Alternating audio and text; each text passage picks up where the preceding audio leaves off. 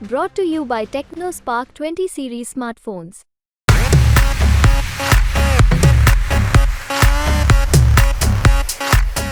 नमस्कार, आप देख रहे हैं बिहार तक और आपके साथ मैं हूं ऋचा शर्मा। दिल्ली की उत्तर पूर्वी दिल्ली सीट पर दो बिहारियों के बीच जबरदस्त मुकाबला देखने को मिल रहा है। एक तरफ है मनोज तिवारी तो दूसरी तरफ है कन्हैया कुमार। दोनों एक दूसरे पर वार पलटवार करते नजर आ रहे हैं। इसी बीच कन्हैया कुमार ने मनोज तिवारी को ओपन चैलेंज दे दिया है। समय और जगह नाम बताकर सीधे मैदान में फरियाने के लिए न्योता दे दिया है। कन्हैया कुमार ने एक्स पर पोस्ट करते हुए लिखा, मनोज भैया, आधिकारिक प्रचार के लगभग केवल 24 घंटे बचे हुए हैं।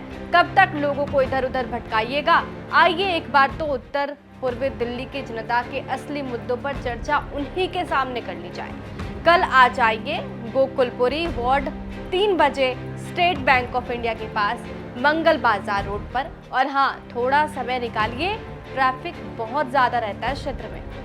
तो कन्हैया कुमार ने ओपन चैलेंज दे दिया है, जगह भी बता दिया और यहाँ तक कि टाइम भी बता दिया कि इस टाइम पे आइए और जनता के मुद्दे पर हम बात कर लेंगे।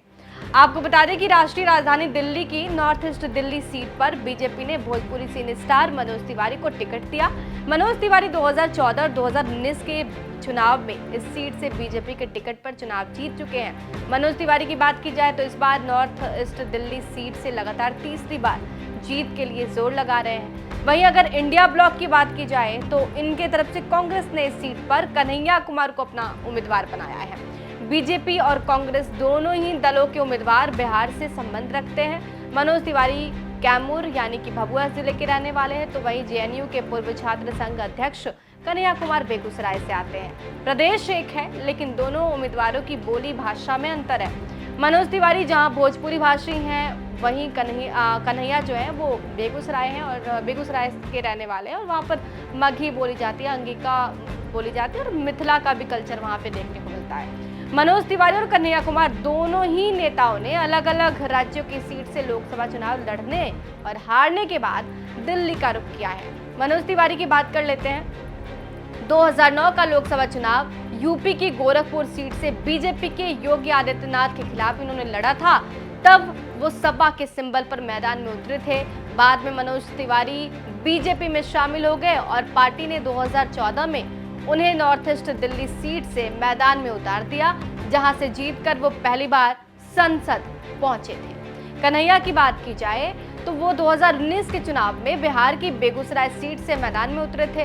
लेफ्ट के टिकट पर चुनावी मैदान में उतरे कन्हैया को मनोज तिवारी की ही तरह अपने चुनावी मुकाबले में शिकस्त होना पड़ा था। कांग्रेस में शामिल होने के बाद कन्हैया कुमार बेगूसराय सीट से ही टिकट की दावेदारी कर रहे थे, लेकिन इंडिया ब्लॉक सीट शेयरिंग में ये सीट जो है वो लेफ्ट के खाते में चली गई और इसके बाद कांग्रेस ने कन्हैया कुमार को नॉर्थ ईस्ट दिल्ली सीट से चुनावी मैदान में उतार दिया। नॉर्थ ईस्ट दिल्ली लोकसभा क्षेत्र की बात की जाए, यूपी, बिहार और हरियाणा के रहने वाले मतदाताओं की यहाँ पर ज्यादा तादाद है और शायद यही वजह है कि एनडीए और इंडिया दोनों ही गठबंधनों ने पूर्वांचली चेहरों पर दांव लगाया है। लेकिन अभी क्योंकि चुनावी माहौल है तो ऐसे में वार पलटवार का दौर भी देखा जा रहा है। मनोज तिवारी जहां पर कन्हैया कुमार पर आरोप लगाते नजर आते हैं तो कन्हैया कुमार मनोज तिवारी पर आरोप लगाते हुए नजर आते हैं और इसी बीच स्थिति ये आ गई कि कन्हैया कुमार ने एक्स पर पोस्ट करते हुए फरियाने की भी बात कर दी है। टाइम भी बता दिया, समय और जगह भी बता दी कि आप वहां आइए और जनता के मुद्दे पर सीधे जनता के सामने ही फरिया लेते हैं। अब देखना होगा